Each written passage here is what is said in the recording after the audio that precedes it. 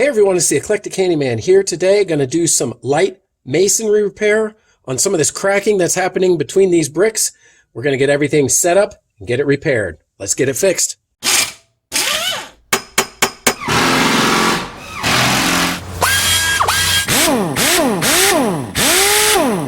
All right, let's take a look at the tools we're going to need for repair. First off, I got some mortar mix from Lowe's. I got Type S. There's also Type N, which is general purpose.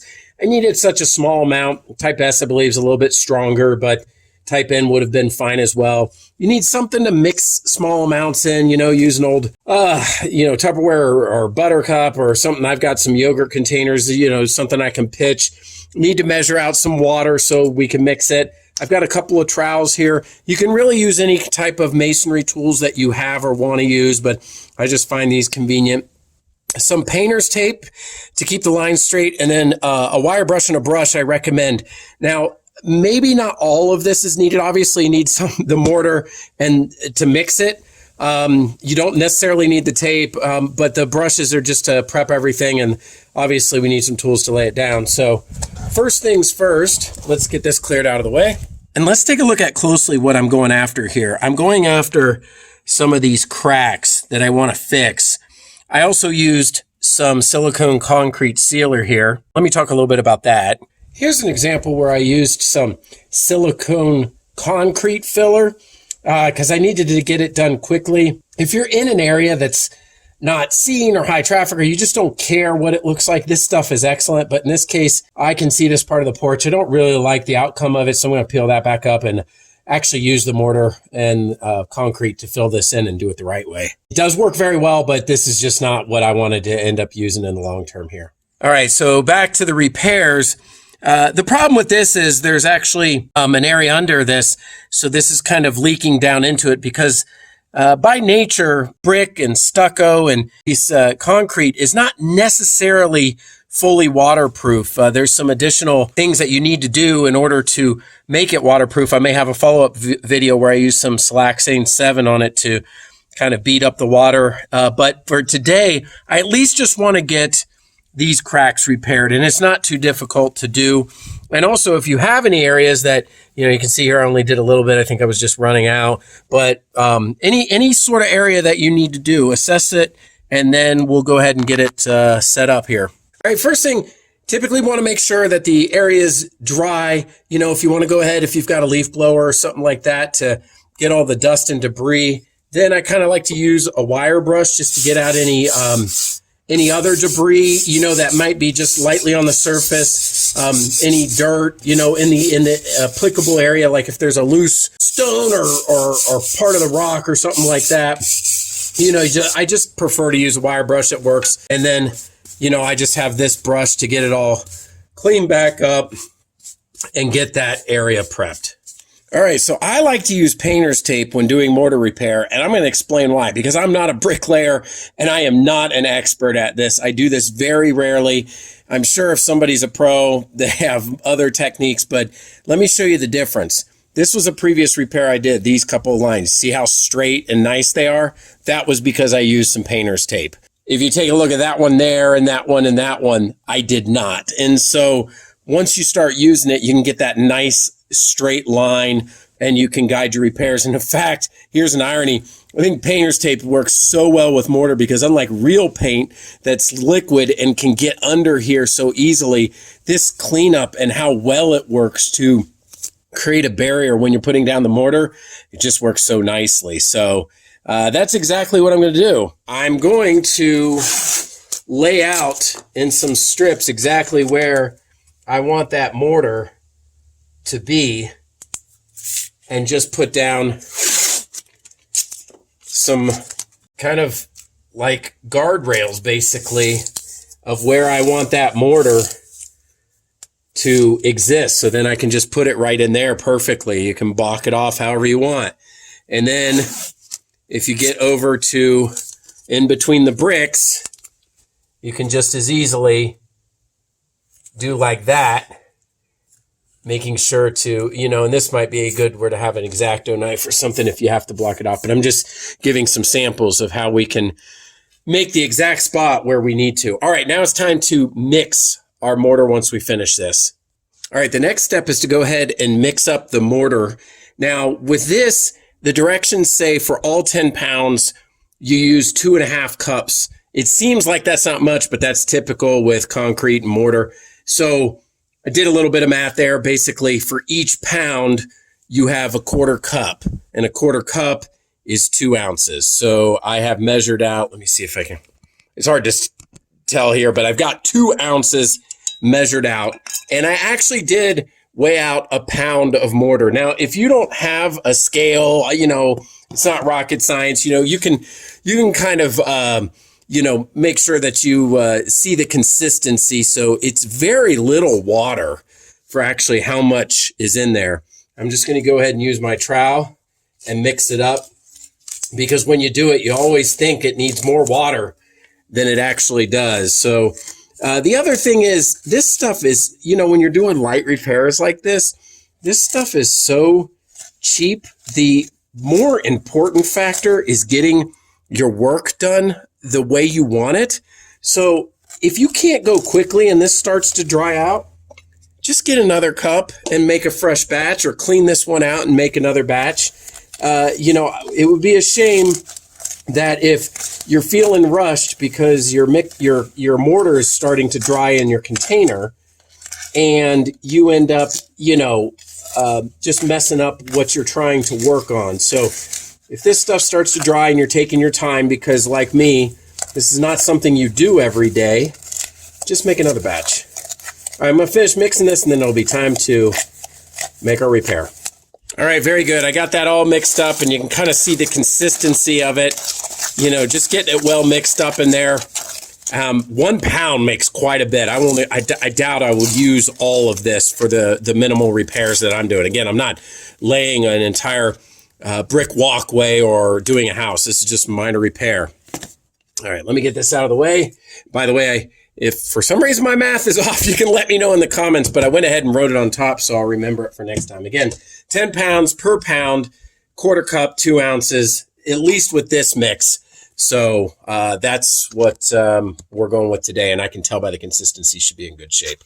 All right, and then depending on what type of repair you end up doing, if, we just need to take it out, start laying it down and getting it packed in there. And go again, look, because see, with my painter's tape, I can be, a little bit less careful because of the cleanup. And so I'm just going to get this in all the area that I wanted. I'm not going to go all the way to the end because it'll connect. And that's what's great about these trowels, is being able to push it down into the repair or patched area. And I have more than enough that I've already put out here. So you can, again, not doing this type of repair that often, so you'll get used to it. See, I haven't done one of these in about a year, I think. So just getting down there, you really want to get that pressed down into that repair area. And it lays nicely. I'll tell you what, not that they're identical, but sometimes I'd rather deal with this than even caulking. I don't know why. I've done caulking for years, but I still seem to not have the art down, and I will use painter's tape for that as well, but to try to guide it. But this is really getting in there nicely. I'm going to get some more on this end just to make sure that the repair area blends. Now, one of the things that may be asked is, did I add any tint to this mortar? No, I did not. It will dry brighter than your original, but over time, it should hopefully blend in. But you can get, I believe there are some tints or some different types of mortar mix that are already, of different shades and color. I just got the one straight off the shelf. That's just the basic. So you can see here, getting it in that repair area.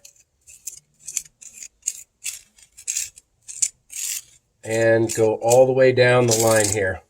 I will press in this area. Now, one of the other things you may be wondering about is a drain or a water line. That's what you can use a different trowel at the end you could press a drain line into it if needed. Now, in this case, I think I'm just going to go with a flat repair here. But you can let me know in the comments. In one of these, I didn't do it, but I probably will this time, is, you know, press down right in the middle to allow the water to drain out. You can already feel it getting a little thicker and not so malleable anymore. I just really want to make sure that's getting in there nicely before I pull that tape back up. All right, let's move on down the line here. Maybe I'll get a little bit less so I'm not so messy this time. Just really get it in there.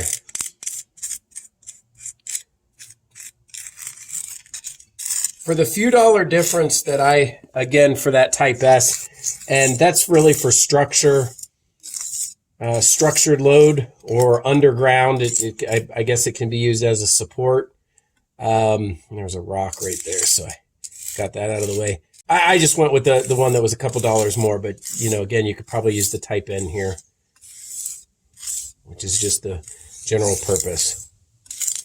What I keep going over and over, I mean, if somebody does this as a pro, like, oh my gosh, look how long you're taking to do this. Well, you know, again, I'm not doing a full-on installation. We're just doing a repair, so I'm really making sure that it gets pressed into these cracks so that I have a solid line here. So that's why I'm going over it several times to get that, make sure that's pressed in. All right. I'm going to continue to finish this out. Take this tape off and see what we've got. All right, I just finished. I haven't really waited any amount of time. Obviously, this end was done first. So I'm just going to start taking up the painter's tape.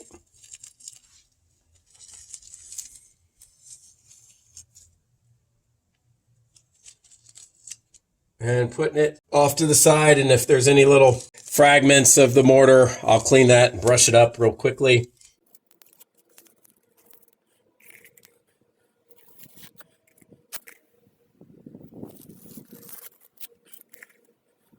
Lightly just brush away some of this extra.